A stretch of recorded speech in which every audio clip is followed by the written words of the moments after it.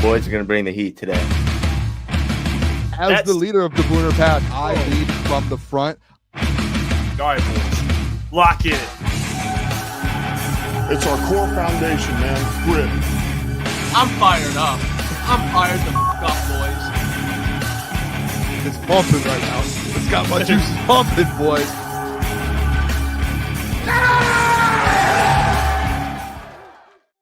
Welcome, ladies and gentlemen. Saturday mornings with Crunch Time. Gentry couldn't be with us today, but I'm here with Booner and Jeff. Boys, a lot to get to today. How are we feeling on this great Saturday morning? And I'll say this real quick. We had ourselves a pretty shit week, honestly. Pretty crazy week. Yeah. Crazy week, I'd say. Shit. I don't know. Crazy week, though. We're ready to turn the tide. How are we feeling this morning on Saturday? Whoa. I feel great. I feel amazing. Beautiful. I've got my, if no one's ever had Tim Hortons before, one of the best coffees in the world. I'm Caleb. For back-to-back weeks, I'm honored to be here with you on a Saturday morning. I'm pumped up to talk at everything. It looks like I looked at the show prep here. We're talking everything, all sports. So Everything. I'm pumped up about that. I wish Unc was here so I could talk the Red Wings about him, and we can get a little feel on that. I'm excited to. It seems like things are on the up and up for those boys too. Yeah, it's always great to pick his brain. Jeff, how we feeling this morning? Hey, you know what? I got to say before we even get started, I apologize to the squad. Marco, our good friend, the Scratch Golf Show, was supposed to join the pod. Great guy, man. It was a hectic night. Didn't go out, but it was rough. Okay, so I'm sorry, Marco. I will make it up to you. That is on me. Missed the pod. So please, give him a subscribe or something. Like someone go show support to Marco. He does. But by the way, he does ahead. great work. I just want he does great work. Yeah, he's in the golf game. He gets the biggest guest on in the golf world. It's unbelievable. He does a great job. But I'm excited to be here, Caleb. I know Mike's out today. He's on IR for a day, but we're fired up. I'm fired up. We got NFL playoffs this weekend. The Pistons, Red Wings tonight. I mean, come on. Yeah, I mean, I'm excited, but Jeff, we talked a little bit before the show. I don't know if Marco's going to help you with your swing now. I mean, yeah, no, I think I'm never going to break 100. I think I'm he might try and help you with your swing and purposely just butcher your mechanics. Yeah, he's sabotage. No. By the way, boys, I think us three. I think we're going to be in Detroit tonight. Yep. So if there's anyone down there, come say what's up. I'm pumped up about that, to be honest, boys. I can't. Yeah. I know Caleb said, hey, the Pistons have a big game. Hey, we'll find a way to watch the game. Look, I pride myself. I've watched this team through the up and downs, and this is this game on Saturday. This game was circled on my calendar for a week or two. Yeah, I'm still gonna find a way to watch it. If I have to sit in the corner somewhere and put the game on, I'm gonna do it. No, big game tonight against the Magic. Gonna get into that though. I mean, this Pistons team, man. Are you kidding me? Yeah, 2 Are games. you kidding me there? I mean, stand up. Are you kidding me? It's just they're back. They're back, dude. I mean, Cade. By the way, the whole All-Star. Well, I don't know. We'll wait till you get into that. But yeah. No, I'll let you go. I'm not even gonna get into that now. I'll let you go. Yeah. Before we get into the Pistons, I do want to get into the Lions a little bit. Obviously, a lot happened, coaching turnover, a lot of that. But I want to kind of go back to the game on Saturday. Not necessarily about the game. I want to know kind of personally for you guys what your Sunday looked like. Obviously, we're still making content. We still talk the Lions, talk about the game. But, mentally, what was that Sunday like for you guys? Because for me, at least, it was obviously still in shock. I don't think until Tuesday maybe I kind of sat back and it was oh shit, we don't get Lions football next weekend. On Sunday it was I was it was almost funny to me. It was haha, yeah, kind of we lost against an inferior team, blah, blah, blah. And then Tuesday it's yikes. So kind of what was your guys' Sunday like mentally as a Lions fan? We'll go to Booner on this. Booner, I want to hear from you, the Booner Path, man. Leader of the Booner Path. I tweeted it out Sunday morning. I just the one thing with it was it felt like I was in a nightmare. Do you guys ever like have those things where sometimes like it goes both ways, like when you're dreaming and you wake up and you like thought that was real and you're like, wow, that was a really realistic dream? Or sometimes it's like in life things happen, you're like, I really hope I wake up from this nightmare or this dream. That's what it was like when I woke up on Sunday morning. I was like, I woke up and I go, didn't really happen. Lions are still good. They beat Washington. We're good. And then I look at my phone and it's just bad. It was like, honestly, I said it last week, dude. It was probably the most heartbreaking and disappointed I've ever been as not a Lions fan, a sports fan, to be honest. And I've had some moments too. Like I'm a Michigan fan, so like Michigan football, heartbreaking moments. Michigan basketball, losing in the Final Four a million times, heartbreak. In the national championship at that twice, like heartbreaking. That was like the expectations and everything that was supposed to happen this season to lose in the divisional round after getting a bye week. That was embarrassing. It was like embarrassing. Everything about it. And then and some people like my cousin, shout out my cousin, like he was like, I don't know if I can watch football today. That was the first thing he said to me on Sunday. I was like, I have to watch football. I love football, so I watch it. But just watching those games, you're just like, all they keep doing is playing highlights of Lions boys. And then all week it was like, this is the worst week of my life, I think. And then all the coaches start getting poached. It's like, this is the worst. I honestly, I thought it was a nightmare. I think that's the easy way to put it. It was a nightmare. We were just living in it. Yeah, Jeff, same for you. Oh, I mean, if you know what, it's the first time this season, really partially last season, but this season specifically was the first time in my lifetime where I went into every game expecting to win, essentially, and when you go into a game expecting to win, when you lose, it hurts so much more. Yeah. It sucks, especially in that situation where, we've got into arguments throughout the season, and my concerns about the defense, there's no way I can't sit up here and say, yeah, well, the Commanders, I'm not surprised they snuck up on you. Like they should have taken care of the Commanders, dude. Like they should have, no matter how bad the defense was. Like, and that comes down to Jared Goff playing like complete garbage. Like, I think their defense would have cost them at some point, but no way, dude. The Commanders was a premature loss, and it sucks. Like, it's one of those losses where I think you will never get over it. You'll just kind of live with it. You know what I mean? Yeah. Like, in 5 years, we'll still look back at that game and be like, man, like they literally lost as as a heavy favorite at home. I think rookie quarterback. Pretty confident to say that there wasn't one thought in my mind. I said this on Monday. Like, there wasn't one thought on my mind going into Saturday about losing. Like, I did not have it. There was not one side of me that was like, the Lions will lose. Like, typically, and you guys know this, like, you always like try and prepare like for the shows and like, hey, if this happens, you take this angle. If this happens, you want to take this angle, depending on like your takes and all of that. And typically, like, going into weeks, especially like the Vikings week, if they would have lost, like, I already had my angle, how I was going to approach it. Like, in the industry, you have these different ways to approach things. Not one time. This was probably one of the only weeks all year long, maybe besides like the Cardinals week or some of the Titans week, to where I didn't even think there was even like a side of like, hey, this Lions team could lose. Not one. And typically Jeff was one of those guys like going into the Vikings week where he was like, hey, the defense.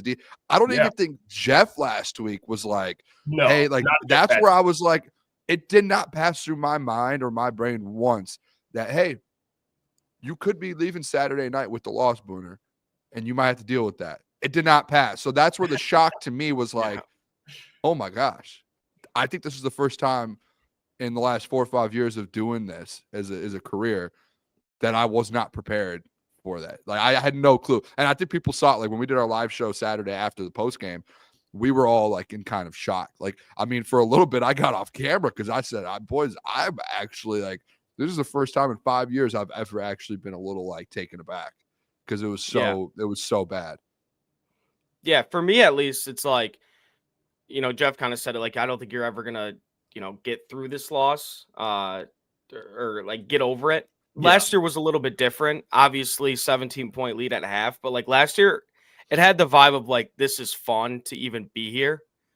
This year, besides the injuries, everything's set up, for Lions Super Bowl first seed. You're a double-digit favorite or 9.5-point favorite in a divisional round, rookie quarterback. That's what makes it so frustrating. Because if it was like the Rams, it'd be like, Okay, well, the Rams, very good team, veteran quarterback, Sean McVay. But, I don't know. And that's not discrediting the Commanders because, I know on Pick'em yesterday, I took Eagles minus 6.5, but I really do think the Commanders, they're a great team. They're here for a reason. And Boone, you said it yesterday on the show, Jane Daniels, he has taken the crown as the best quarterback in the NFC.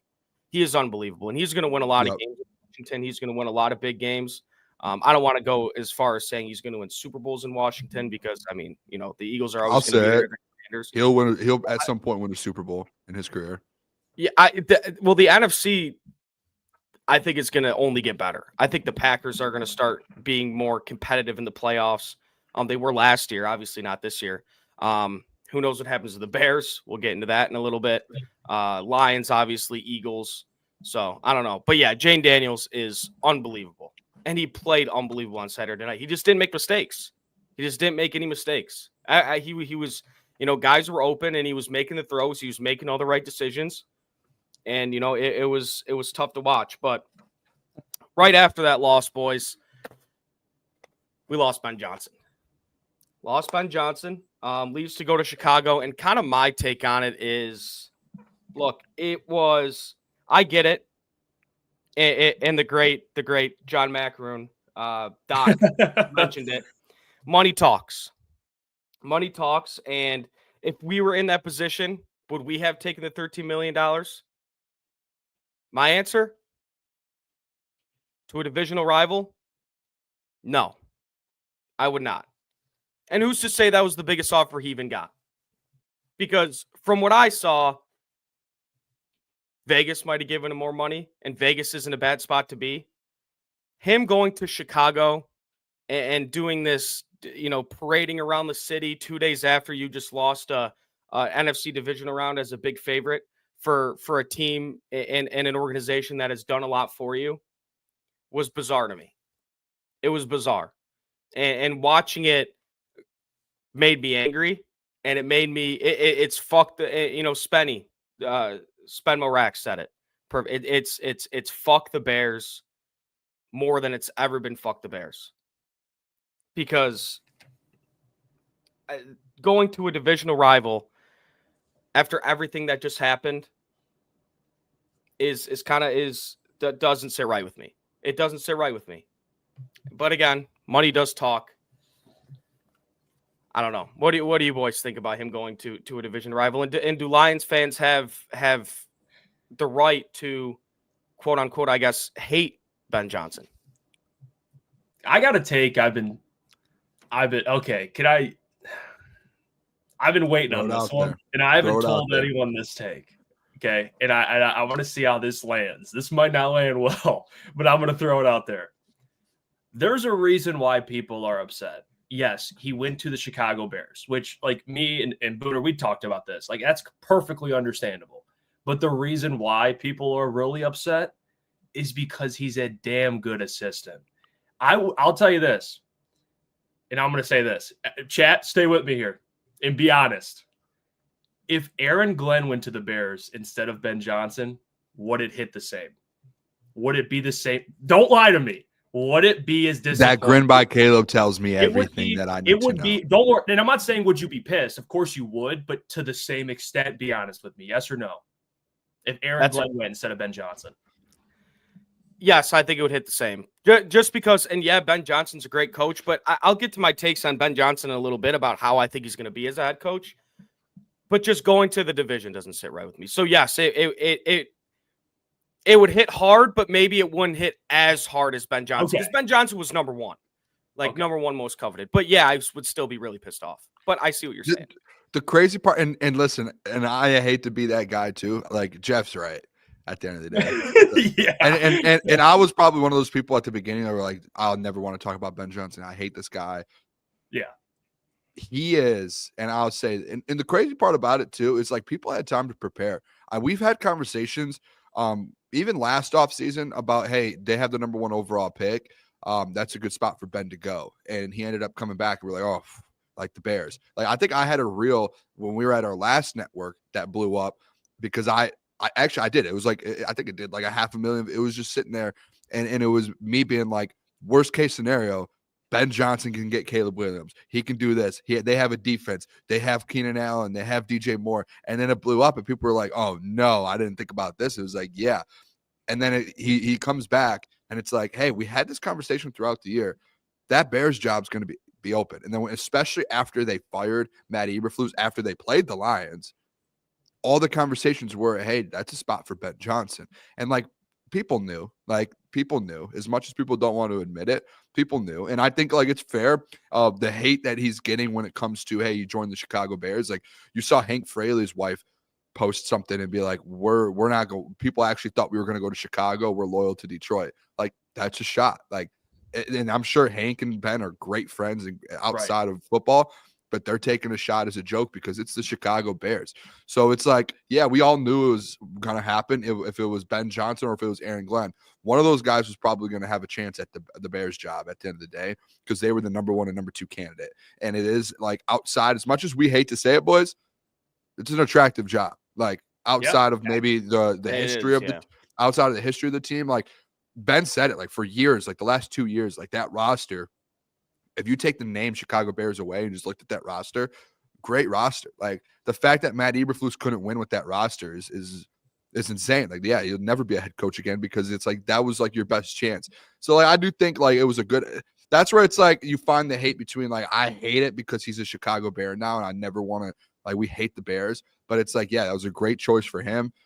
They're going to be just fine. And as much as we hate to say it, like, hey, the Bears are going to be a problem in the division at some point, just like the Packers are and the Vikings are. Like, this is the toughest division in football, and that makes it even tougher. I don't care about the playoff wins with the division, but like just as a whole throughout the seasons, like this division just got that much tougher because they added Ben Johnson. That's just the way it is. Yeah, and you guys make great points, but like now that we're talking about it again, I calmed down about it like as the week went on, but like now that we're talking about it again, wow, does that shit piss me off? Because I do, and someone said in the chat, it's the perfect word. I think he's a backstabber.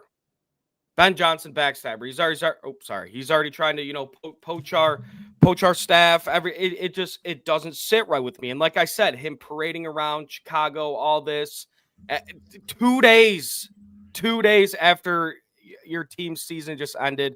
I get it. It's a business. He has family. It's all that, but it just really, really does not sit right with me.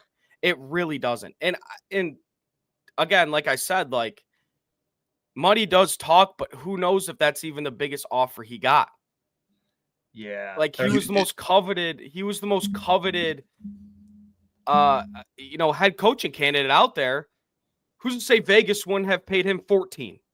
A team that's trying to turn everything around. Oh, they I don't think they would have, but I don't know. Well, then, okay, if they would have, then why are you not mad at Ben Johnson for taking the Chicago Bears job? Because it's a good job. Like, I don't know.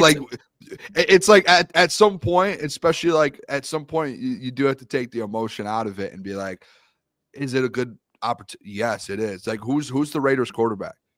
They don't have one. Like, who was their GM at the time? They didn't have one. Like, they got new, like Tom Brady's running the show over there now. Like, and it's the same thing with the Jags. Like, Shad Khan didn't fire their GM, and their GM was sitting there, and it was like, you don't want Trent Baalke. Like, no, like you saw the Liam Cohen stuff. Like that happened. The way that happened, the only reason they fired Trent Baalke is because they realized Ben Johnson didn't go there because of that, and then they realized Liam Cohen was like, I'll just go back to Tampa if you guys have Trent Baalke, and they made the move. Like, as much as like we want to sit up here and be like, oh, the money, you can get 1 million more, 1 million. Dude, when you're making 14, 15, 13 million, like 1 million more isn't going to make you more happy and make you better and want to go to that place based off of that. Like, you're already getting a bunch of money. Like, that doesn't matter. It's like you're looking long-term success, Caleb.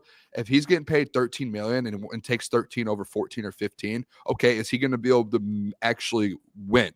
Because his career, the longevity of his career is going to matter if you win or not. And he, like, to me,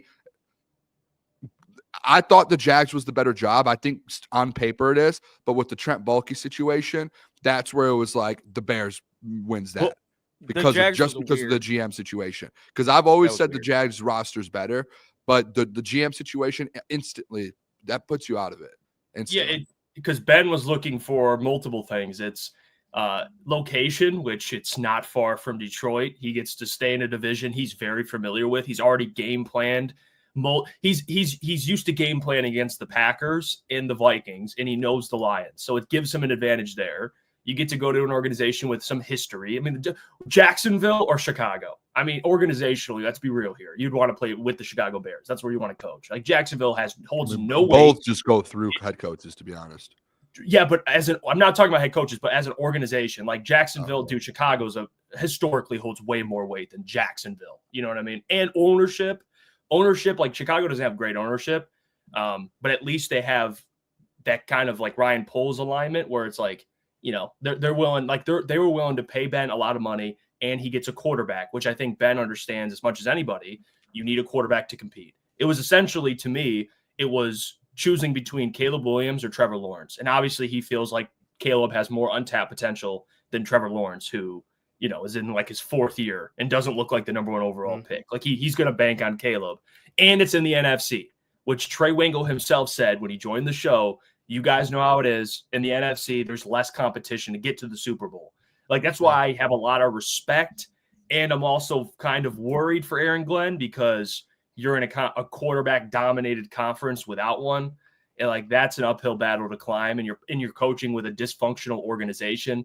Like at least Ben has Caleb right away. Like he doesn't have to worry about quarterback. That's your dude for the next 15, 20 years. Like he's set. Which that's like the biggest thing with any organization. Like when Dan Campbell, like he got to coach the Lions and he got Jared Goff right away. Like that's a big benefit, man. It's a huge benefit. Like like you just have to. Kevin O'Connell's been going through quarterbacks. He has to just hope, and I know you're confident in it, Boo, and I'm sure he is as well. That JJ's a franchise quarterback because Kevin O'Connell's they've been kind of juggling finding a guy. You know, like Caleb. Now Ben just has Caleb, so it sucks, but like emotion out of it, it makes a ton of sense. Yeah, I was saying this right, and I know I kind of know you're gonna. Actually, go ahead. What did you think I was going to say? No, go. I was going to say. Hey, I'm the guest pointed today. on it. Yeah, my apologies, but yeah, no, Jeff kind of said I am being emotional about it. I am, just because what I thought. I mean, I guess this is an immature thing to say, but I thought the relationship was just stronger with us and Ben Johnson. Like it felt like a backstab. It felt like a backstab, and it's like I don't know. But I'm not going to tell you this. Can I be honest? Let me tell you this, and maybe it'll change your way of thinking a little bit. Can I tell you this? Let's look at it from the other angle. So we're expecting Ben to be loyal to the Lions, which is fair. But if Ben is trash, if he all of a sudden falls off a cliff like Bobby Slowick, what happens? He gets fired. So the loyalty isn't there both ways. You know what I'm saying? Like I get it. But if I'm Ben Johnson, like at the end of the day, make the best move. You got to make the best move because look at Bobby. Imagine Bobby was offered a team in his division to be a head coach. He was like, loyal, stayed. And then he gets fired the next year. Like we got to – it's just – yeah. Yeah, I mean, look at it from both sides. Can I just say real quick, like I don't want like, and I get again, like especially on social media, like I get the people who are going at Ben because he joined the Bears. Like I think that's fair. Like that's all fair. The stuff of the poaching coaches, the stuff of Ben's not going to be good, the stuff like it's like those types of things, like the backstab. Like I don't think it was a backstab. It was the best. It was the best head coaching opening in the NFL at the time, and it was the best roster available. So like, it's a backstab. I'm not going to. Whether it's I don't see. That's where it was like a backstab would be like you had no clue that you job go to was a division open, rival, and he goes no. A backstab would him be.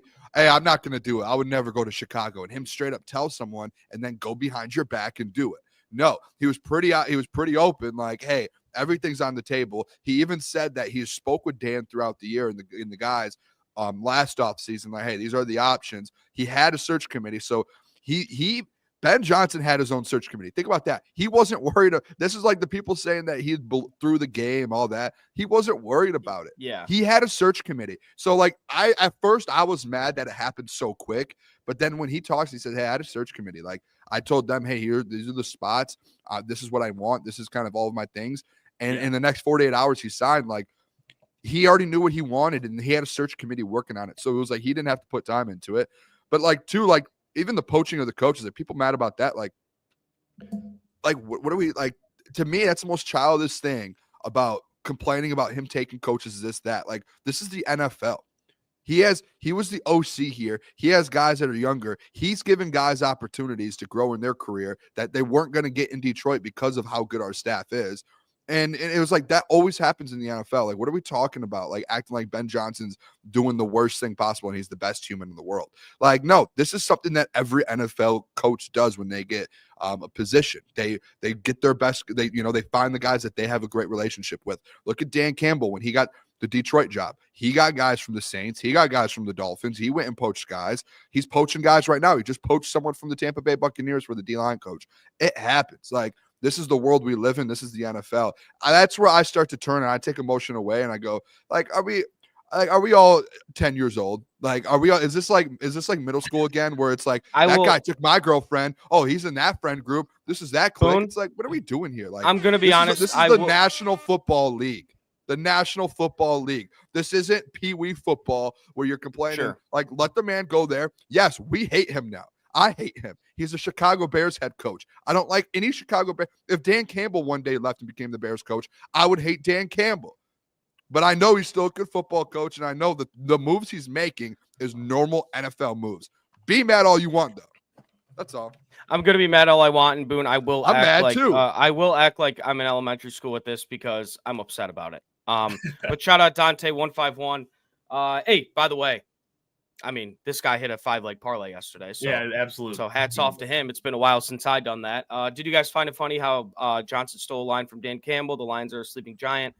To the Bears are a sleeping giant, while just the Bears really want to be the Lions. And this kind of goes into the next point real quick. What's your quote real quick? What's your quote? What do you tell me all the time? I say some different things. I mean, what? Oh, what's okay. your quote? The quote that, not my quote. I wish I discovered it, but imitation is the best form of flattery. Sorry, is. Caleb. Go ahead. Yeah, the best form of flattery. Yeah, and I mean that. Well said, Jeff. There we go. Well said. Put that Very on a flattering. T-shirt. MCDC. Yep. But yeah, this kind of goes like, because I tweeted this out. Yeah, Ben Johnson is great with the X's and O's. He's a great offensive mind, one of the best offensive minds in football. But how is he going to do in that locker room? A locker room that needs a guy. They need a guy.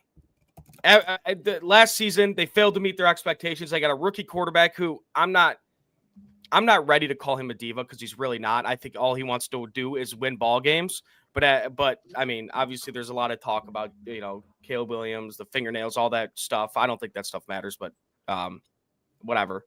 But yeah, Ben Johnson, like, what is he going to do when he's down 13 at half at home? Like, what's that conversation in the locker room going to look like for these players? Or like he's on a 4-game losing streak. What is he going to say to the media? Is he going to be able to do that? Like, I think his leadership is really going to be tested with the Chicago Bears. I think this was, you know what? And we talk about how great this job is because, quarterback, pretty good defense. Ryan Poles, a guy that's willing to spend, but this is a high pressure job. This is the Chicago Bears. Like, if he goes out there and doesn't do well, he's going to have to go talk to that media. And if he says one off thing to those Chicago fans, they're going to turn on him. And that's the way it goes. This is a high pressure job for Ben Johnson. But you're right, Jeff. Like him trying to imitate Dan Campbell. Yeah, him trying to imitate Dan Campbell is flattering. Yeah, it is. It's good. I think it's flattering. I think a lot of coaches, like a lot of the McVay guys and the Kyle Shanahan guys, I'm sure they all like try and imitate what those guys do. Like, if you're an Andy Reid guy, if you're leaving from Andy Reid's circle or Bill Belichick, like, honestly, look at the Bill Belichick thing. Those guys, they leave, and that's a negative of it, where they leave and they try and be Bill Belichick. And guess what? Like, Matt Patricia tried to be Bill Belichick in Detroit, and it was like the worst thing ever. It was like, dude, you're not Bill Belichick. Why are you talking to guys like this? Like, why are you doing this? Like, you're not the greatest ever. You gotta be yourself. Yeah, Josh McDaniels. But I think like there are times where it works, like guys like Matt LaFleur, who like they have kind of that Sean McVay approach, or Kevin O'Connell, Sean McVay approach. Like maybe they don't have Kevin O'Connell doesn't have the biggest personality, but like, hey, football wise, he's going to be there. And I think that's like the same thing. Like I look at Ben Johnson as like a Kevin O'Connell. He doesn't have that like Dan Campbell, like hoorah, but he knows ball and he's just a good human and a good coach. So like he's going to be able to connect with guys. I hate the fact he's in Chicago. I think everyone leads differently. I don't look too much into it. As long as he doesn't try to be Dan Campbell, because there's only one. There's only one of those specimens. You can't be Dan Campbell. The leadership, the way he leads. Ben just has to be Ben. And I like Matt LaFleur was a good example. Like Matt didn't play in the league, but guys, I know he doesn't seem like a rah-rah guy, but look at him. I mean, where did he play? SVSU. That's where he went to Quarterback. school. Yep, quarterback. Yep. Like Ben, quarterback in college, didn't play in the NFL. So I thought you were saying like SVSU, like Boone. Yep. Yeah, and it's just I don't know. Still kind of speechless about it. But I do want to get into Aaron Glenn a little bit before we get into the Detroit Pistons. Obviously, Aaron Glenn, I do think he's going to succeed for the Jets. I think he's a player's coach. I think, former player, used to play for the New York Jets. I think that locker room is going to love him. Obviously, that's another locker room that's going to need to be rebuilt a little bit after what happened last year. But for the Lions, interviewed Larry Foote. I believe was it yesterday or 2 days ago? Yeah, 2 days ago, interviewed Larry Foote. I mean, we are just and we talk about the Lions coaching staff getting picked apart. This Bucs coaching staff is getting. I mean, Liam Cohen, that situation. Dave Canales last year. Just every year, guys are 2 years in a row. You lose your OC, and then we take Casey Rogers. Larry Foote's interviewing. That's tough for the Bucs, but Baker's still a dog, and he's still going to get it done. But I mean, I know you guys covered it a little bit on the show. Yeah, not a little bit on the show. You guys, talked about it a lot on the show this week. Who's your number one guy for DC? Because this is an important job. Because, Jeff, I'm kind of with you. I don't want the two rookie coordinators, especially in a year where expectations are sky high. Yeah. I don't know if you could trust two rookie guys in, like, for example, Tanner Engstrand and / Scotty Montgomery, whoever it is, and then Kelvin Shepard. Like, I wouldn't feel that comfortable. And to respond to that, I know I've seen people on social media be like, well, they have to promote from within. I think it's the right thing to do. They say that now until you're squaring off with the Chiefs in a Super Bowl and Kelvin Shepard is trying to make chess moves against Andy Reid. And I love Kelvin. I think he's a great person. I just don't think he's ready yet. And I think with this type of job, there's a lot of expectations, a lot of pressure in winning a Super Bowl quickly or sooner rather than later. So that's why I lean veteran defensive coordinator. Like my guy's Dennis Allen. That's the guy I want. That's the dude I want. I had another guy I wanted at least the Lions to look at Steve Wilkes, but AG already snatched him up. But Steve Wilkes was the DC, I think the head coach of the Panthers team that beat the Lions that one year with Sam Darnold and Chuba Hubbard running for 200 yards. So I like Steve Wilkes, but he's probably going with AG. So Dennis Allen, I think he's a realistic option. I think there's still a chance that he can become the Lions defensive coordinator. But I'm more open to a rookie offensive coordinator. And I said it because Dan is more involved anyway on that side. Dan's going to be working a lot with Tanner to kind of game plan. I don't think Dan's going to be game planning with Dennis Allen. He might check up on the game plan and weigh in, but it's going to be Dennis. At least offensively, Dan's kind of helping out with Tanner. Yeah. So that's where I'm at. Give me Dennis Allen. And do you guys, because we were told the Lions were going to maybe keep their meetings private. Do you think they had a conversation with Saleh? Yeah, I do. I think it was a phone call. I mean, I do think Dan's doing his due diligence. I do think that he's reached out, or he did reach out to Robert Saleh. I think he's reached out to Dennis Allen. I do think the guys that are available, and that's why I think Dan's so good is he will do his due diligence. And if he thinks it's right, it's right. And if not, no, I think Dennis Allen, to your point, Caleb, they're not releasing who they're interviewing. They never do. I think Dennis Allen has already interviewed for the job. And I think there's a really good chance Dennis Allen gets the job, in my opinion, just with the connections with Dan Campbell in New Orleans and all that whole thing with Dan and Dennis Allen. I do think there's a good chance there. I do think he reached out to Robert Saleh probably as soon as he knew AG was going to leave officially. But that conversation was probably very short, and Robert probably had to say, hey, I'm going to San Fran if I don't get a head coaching job. And that was kind of that in my terms. I'm not saying I've heard that, but I'm just saying I do think that he did reach out. Because dude, if you're an NFL coach, and especially as well connected as Dan is, you're going to go out, you're going to make sure you at least make a phone call. Because I said it earlier this week, if you don't make the phone call and you'll regret it. Because what if you did want to come here, right? You always want to make sure you do your homework and kind of go through with everything, check all the angles before you make the decision. And that's why I think even Jeff, and I told Jeff about this, like with the OC situation, is, yeah, I'm all in on Tanner, but I'm sure Dan's going to call around and check around the league first with other guys and just make sure, hey, there might be a guy out there, a diamond in the rough that he finds or this or that. And you just don't want to miss out on a guy just because you're so stuck on one. So that's where I'm at. I'm with Jeff, though. I'm all in on the Dennis Allen thing. Like, if you can get Dennis Allen here, like, yeah, he wasn't a great head coach. I was in on Matt Eberflus. But these guys who, like, being a head coach and being a DC is just like night and day difference. Like, the responsibilities, everything's different. These guys are good DCs. They got head coaching jobs for a reason because they were so good at their position before. So these guys are good defensive coordinators. So, like, you need to go out there and get a guy like that. Caleb, I mentioned it.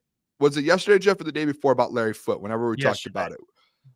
The thing with Larry Foote, and I know I don't want a rookie, like, coordinator, but if they did hire Larry Foote, I would not be, like, up in arms. Because Kelvin Shepard was supposed to be a guy that potentially is the DC. And now Larry Foote's one of these guys that around the NFL, he's looked at as a potential head coaching candidate over the next few years. People think he's going to be able to take that jump and be a head coach one day. With Larry Foote, if you have a guy like that in your building to where you're able to, he comes into interviews and is as legit as people are saying. He just worked under Todd Bowles. You now bring him in. You have him and Kelvin Shepard. Two guys who are potentially going to be future head coaches. Kelvin Shepard, who's going to be a future DC, and he could have been this year somewhere, I'm sure, or he could have had opportunities to do it. So you're just stacking your room up with a bunch of future DCs. Deshae Townsend, he's still there. Like, you have multiple guys in that room that are going to be able to help you, especially a Larry Foote, a first-time DC potentially. So I wouldn't be mad at it. I think Larry Foote has a bright future, and everyone that I've spoken with, my guy in Tampa, like, it seems like Larry Foote is a very good option, and he has a really bright future, especially as a DC or a head coach in the future. So I wouldn't be mad at it. Again, I prefer Dennis Allen, though. Yeah, I mean, I'm kind of on the Dennis Allen train. If it ends up being Dennis Allen and Inkstrand, I'm totally okay with that. But one thing I'm excited to see is kind of, depending on who we bring in. If it's Shepard, it might be the same. Who knows what Larry Foote brings? Kind of the new scheme. We might run, because with Aaron Glenn, it was a lot of man coverage, and it was a lot of blitzing. And the blitzes had to come because we had a lack of pass rush, especially after all the injuries to the D line. But I'm really curious what a new scheme is going to do to this Lions defense, and how it helps some players like Brian Branch. I know he played more in the nickel later in the year, but him playing 100% safety.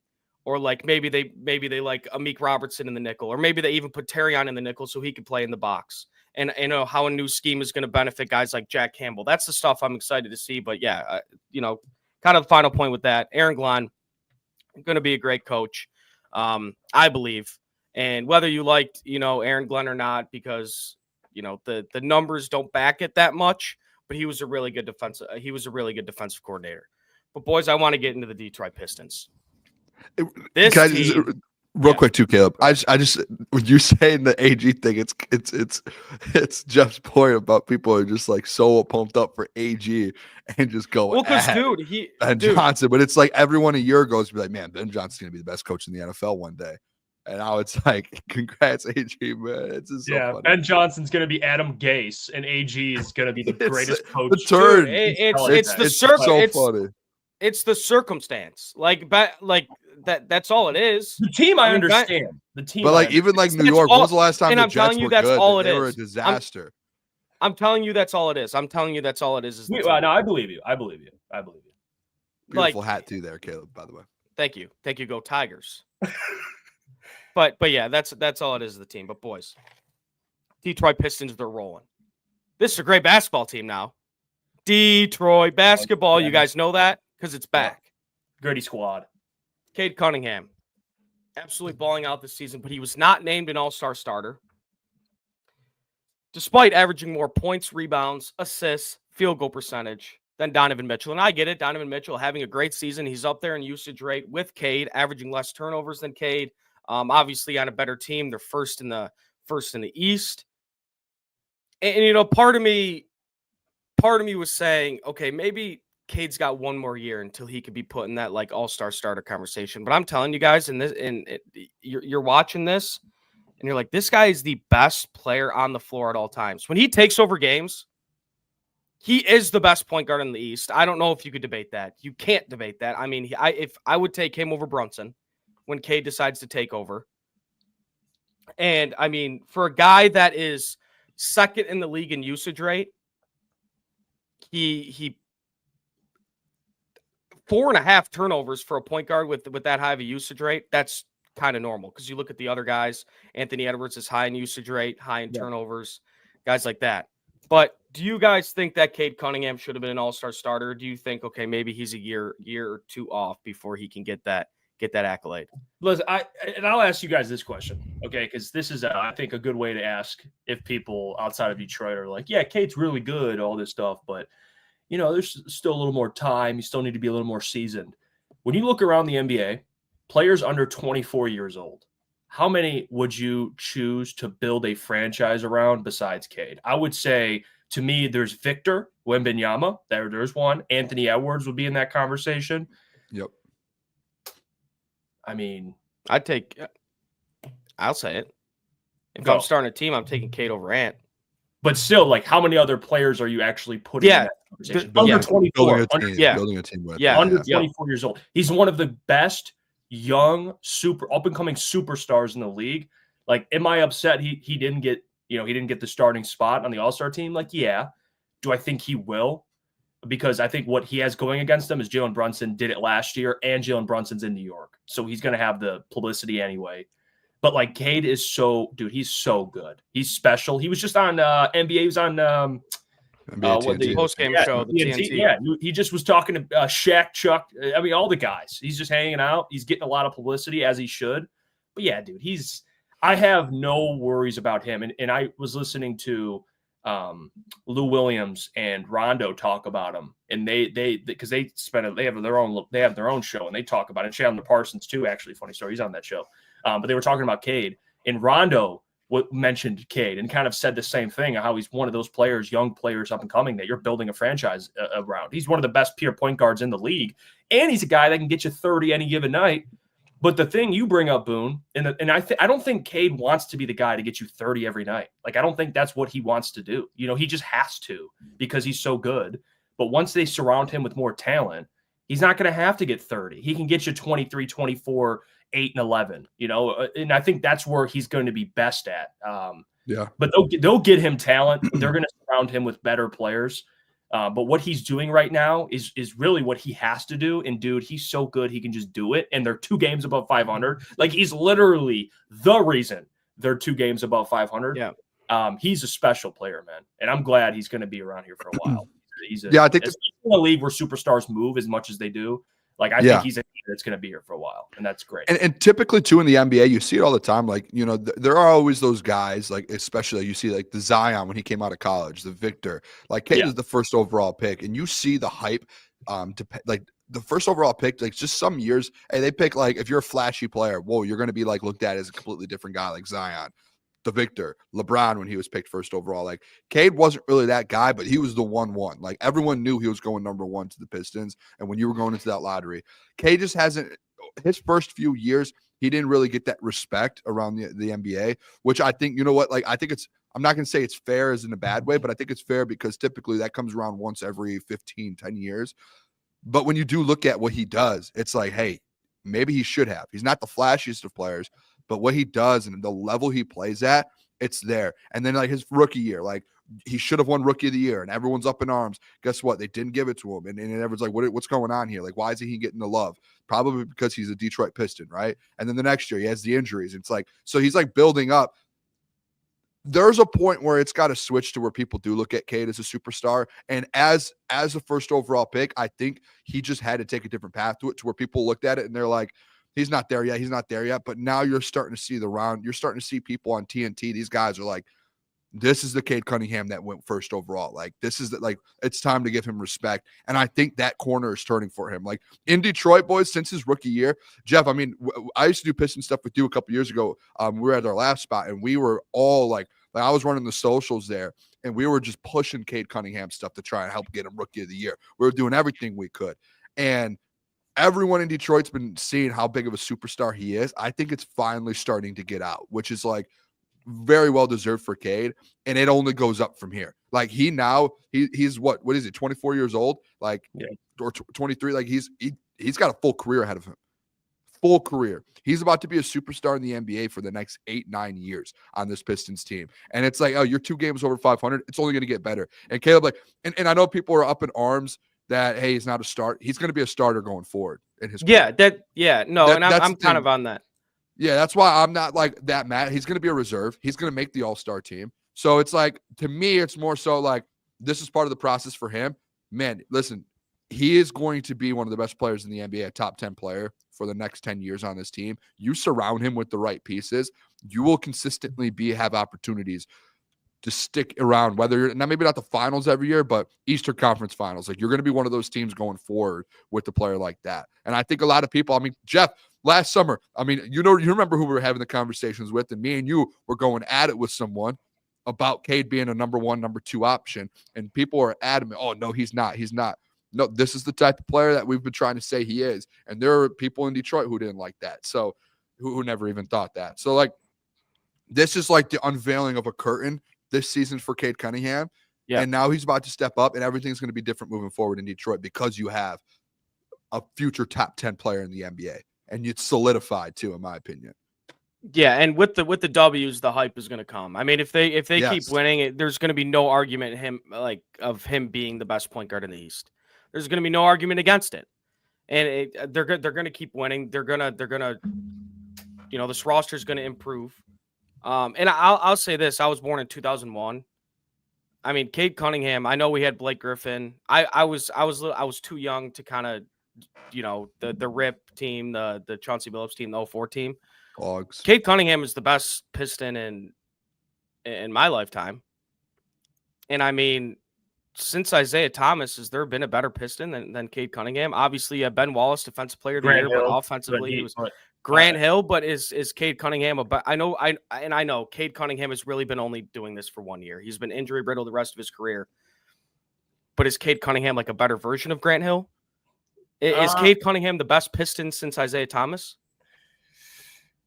I would say it's tough, man. Grant, it's tough. Early Grant he was on another level, but I think Cade has a higher ceiling because of what he can do. Like he has a higher ceiling. Maybe Grant better defender, but he's one of the best. I mean, top 3, you can put him 2 or 3. It doesn't really. I'm not going to fight you on either one. To be honest, I do think too. It's like once his career is over, it's going to be easy to because if he's a top 10 player in the NBA consistently, especially in today's NBA, for a 7-year stretch, 8-year stretch, like to me, like if you're a superstar in the NBA, a lot of those guys were good, but and this is just my personal opinion. Like today's NBA is different. Like they're just dudes that are different. And if you're a superstar in today's NBA, to me, you pass up a lot of the old guys instantly. But that's how I look at it. Yeah, I mean, in your lifetime, Caleb, I would say, yeah. Like those guys on the 04 team and like that stretch of basketball. That was team ball. There was a lot of good players, but that was team ball. Yeah. I mean, from the only other player would be 8. Blake Griffin would be the only other player. Yeah. For me. I mean, Drummond obviously was great in the beginning of his career, different basketball. It was different. Yeah.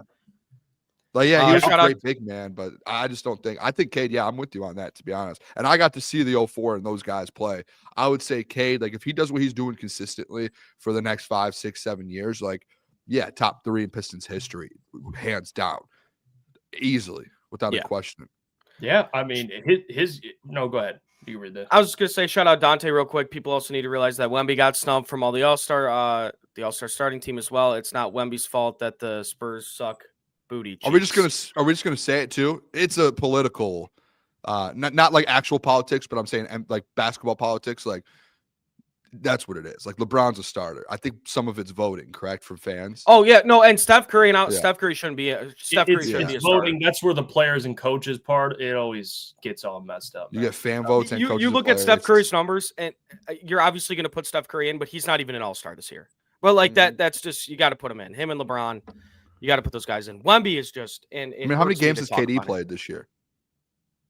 Enough. Has he played I enough? think. Because he's voted a starter too. But it was like I remember I kept tuning into Suns games. The man was never playing. I don't know. Maybe I just didn't watch enough Suns games. I don't know. That's Just bad Mike's luck got- on my end. Yeah, maybe it was just bad luck on my end. Every time I turned him on, he's not playing. Maybe he's played in every game. Honestly, dude, the thing I do love about Cade is his pace of play. He plays at his own pace, which I think come playoff time, though, I think those are the types of players that have success. Not that, I mean, Yeah. he needs a team around him, but the pace he plays at, like, it reminds me a lot of like that Luka pace. Like, it's Oh, perfect. dude. For the playoffs. Like LeBron, it's perfect because the game's going to slow down. Game's going to get more physical. Like guys, strictly athletic guys. Like I used to be a fan of Russell Westbrook, early on. Loved watching Russ, one of my favorite players to watch. So out of control. Yeah, but you can tell come playoff time, you're like, this dude, it's going to be hard to win with this guy. Even though they made the finals with James Harden, KD, and Russ, and they threw that 3-1 lead to the Warriors. But you could see, like Cade, once he gets a team that's ready to win, he needs obviously talent, especially in today's NBA. Yeah. I think his pace of play is going to benefit the Pistons. Like he's very controlled. One of the best basketball players I've ever, obviously, because he's one of the greatest of all time. I've seen Luka play a couple times now, boys. And like you said, Jeff, I was literally going to bring that up. Like Cade literally plays like Luka Doncic when it comes to the pace. Like it's like when he's playing, you can see it. And it looks like it too. Like for him, the game's just like in slow motion and he does whatever he wants. But even when you're watching it, you're so used to seeing like the Warriors, like that stretch of ball that the Warriors played for so long, just fast, like picked up. Like they're going. That's good for some guys. But when you watch a guy like Cade play, or like I got to see Luka like 2 or 3 times in person, and I've never in my life seen a basketball player play as slow as Luka Doncic, but it is so effective and it's so good. And he slows everyone. It's like defensively, you have to slow down. Guys around him, you have to slow down. And the way he plays, and that's like what Cade does. And look in the past, boys, like some of the greats to ever do it, like Tim Duncan, get the ball to him. I know he's a post guy, but like, hey, settle down, boys. Like slow the game down. LeBron for a little bit, like he's able to just control the game. Like I think that's like a what is it? Not an attribute. Yeah, it's that not a lot of players have, but if you can get that in the NBA as fast as the NBA pace is, like that's good. Jason Tatum, I know people might not like him, slows the game down sometimes. He gets the rock. All right, let me slow this game down. But I think Cade does it as close to Luka as anyone else does. Yeah, because I mean they're both not the most athletic guys on the floor, but they're both so big as point guards and they're so physical and they can get to their spot, off the dribble, using, with the little shoulder, the bump. That is my favorite move by Cade. Either that or the half spin, the bump. I mean, it's unbelievable. But I want to look at this comment right here. I will say Chauncey Billups is better than Cade. You can say, and then you said after Cade has a lot to prove, you can say that Chauncey has proved more than Cade. Obviously with the championship, but Chauncey's not better than Cade. He's not. Talent-wise, he's just not. He's not. Yeah, Chauncey's just good. And Chauncey's just a great point guard to where, like, I look at Chauncey as one of those guys who just knew how to win. Like, there's a difference, like, you know what I mean? Like, skill-wise and all that. Like, Chauncey was unbelievable. He was just a guy who it's like, I know how we're going to win a basketball game. Yeah, we're going to win. Exactly. And I think, like, if Cade gets that, then it's like Cade, like, skill-wise and everything. Like, yeah, dude, like, all around, probably a better player.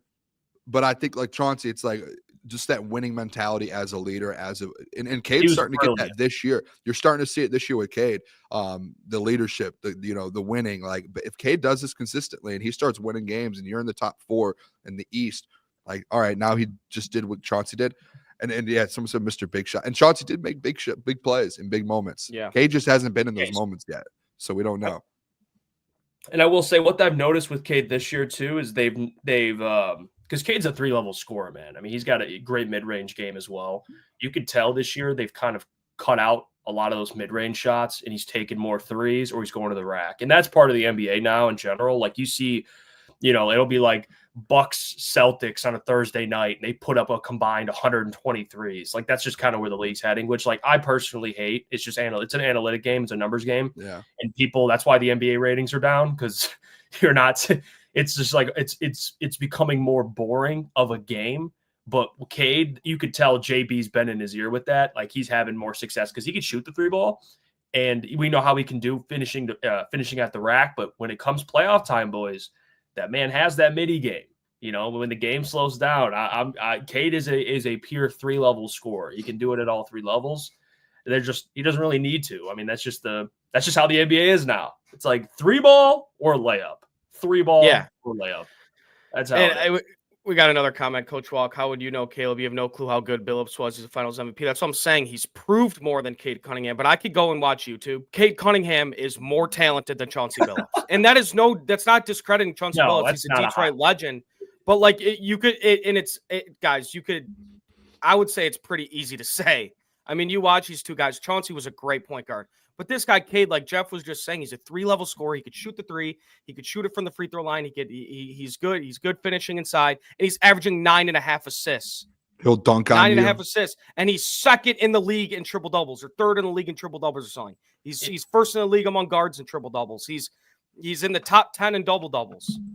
And yes, Chauncey has proved more. I think we know what. Yeah, I think it's obvious. I think I know those guys were good. Yeah, skill set wise, the NBA is just. I mean, it's a different level. Yeah, like guys are such able a to different level.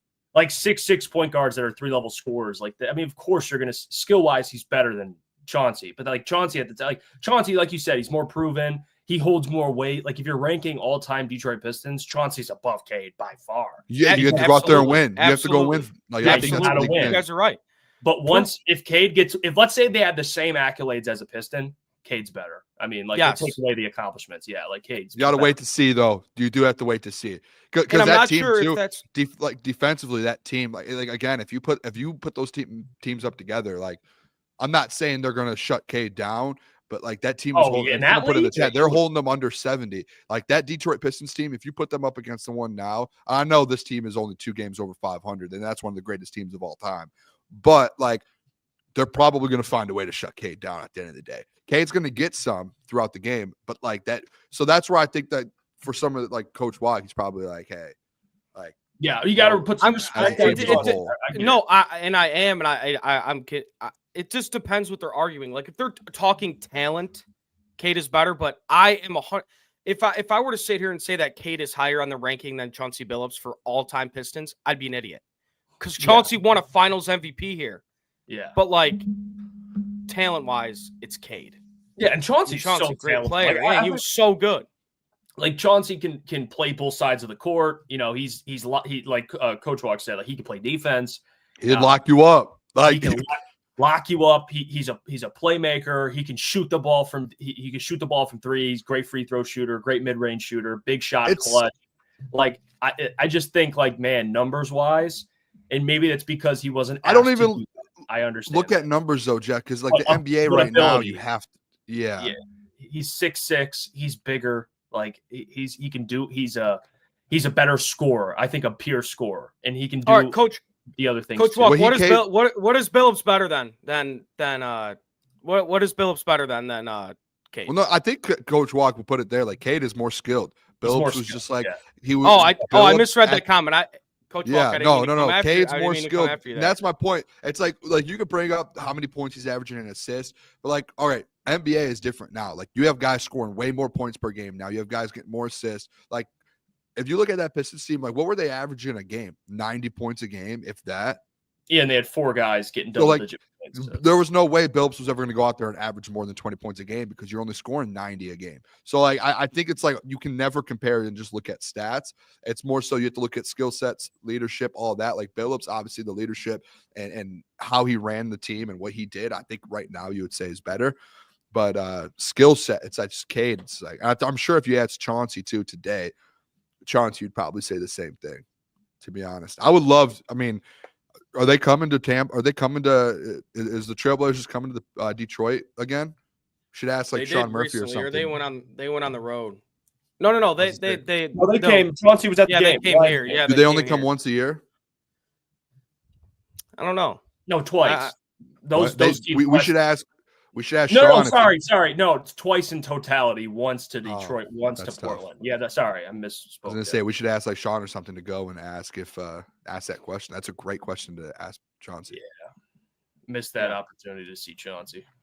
Tough. I'll say this: all-time favorite Piston for Boone, Rip Hamilton. I loved. He was so good. Player. One of the best scorers I've ever seen. I know people will be like, "Oh, I don't know." I have a Chauncey Billups jersey. So I have a rip one somewhere. It's like a mini one because I got it when I was like 7 years old, so it doesn't fit anymore. You should try and put it on. I'll rip it, dude. Just hey, all-time favorite player though, Kobe, and then good Rip. stuff today, Caleb. All right, good stuff today, man. Hey, thank you everyone for tuning in. Thank you, Jeff and Boone, for filling in. Unc will be back next week. Make sure to like, subscribe, buy your merch, follow us on all the socials. Again, we really appreciate you guys tuning in on Saturday mornings. We're going to keep this thing rolling, and hope everybody has a good weekend. Love you guys. Peace See out. you guys. Peace.